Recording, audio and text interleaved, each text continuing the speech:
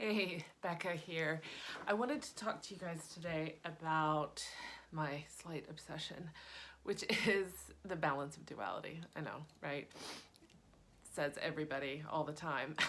But I cannot help but see the world through that lens. And the more stuff keeps unfolding in our world today, the more I see it. And what do I mean by the balance of duality? The way that I learned it was through this idea of masculine and feminine principles. But if you're not familiar with those terms, you might hear that and hear gender, and it has nothing to do with gender. It's talking about the two energies, the complementary energies that exist in most things, and most certainly exist within humans.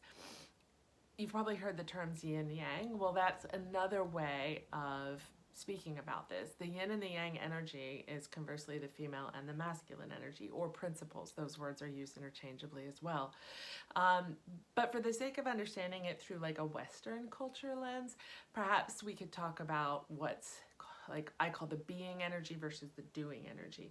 The being energy would be more of the yin or the feminine, and the doing energy would be more of the yang or the masculine energy.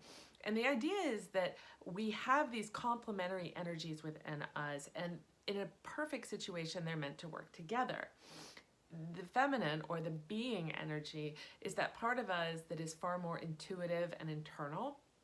It's not active, so it's much more of a resting energy, and it is in an ideal world where our intuition comes from, and it's where our wisdom comes from. We don't have to do anything to get intuition, it just bubbles up. And it usually bubbles up when we're being quiet or we're resting or we're meditating if we have the time to do that. So it's very much about reception. We receive information.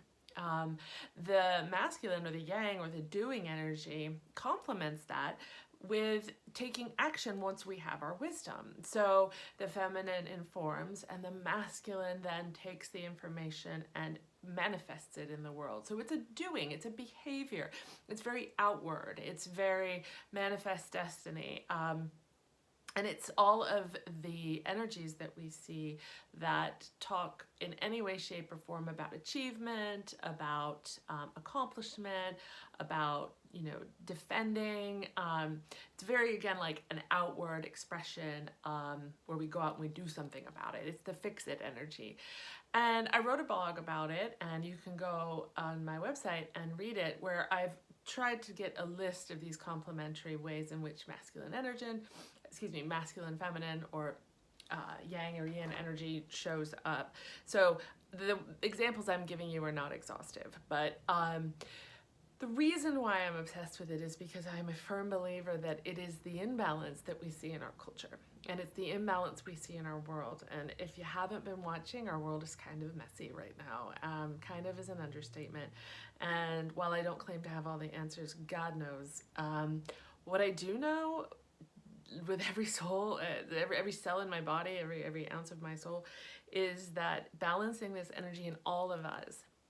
So it's not about women, it's not about men, it's not about anyone gender nonconform. It is about all of us finding the balance that works for us, but understanding that there is that balance and that we need that balance.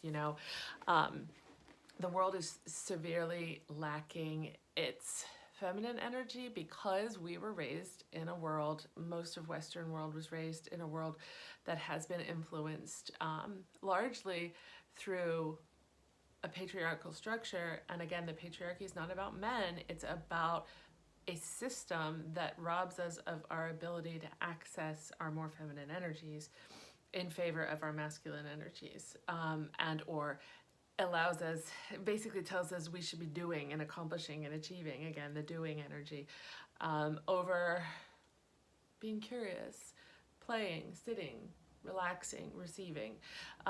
One is not better than the other here. Hear me out. One is just necessary to balance the other. And we've really lost sight of that in our grind culture today. And so I am spending lots of time trying to just bring awareness to this. It is how I have kind of the lens through which I've looked at my therapy work for many, many years. And I continue to look through that lens as I see an opportunity for healing, both on the individual level and on the bigger meta level, because the world needs the world needs to find its balance point again and work together. You know, the polarization that we see in our world, everybody's talking about how polarized we are as a country, in my opinion, is a physical manifestation of this duality, this split that I'm talking about.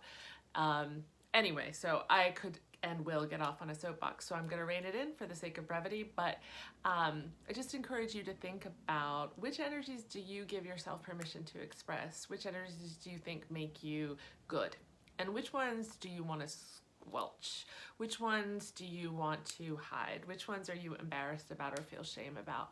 We all have all of them. We really, really do. Babies are born into this world with access to anger and deep sadness. They have access to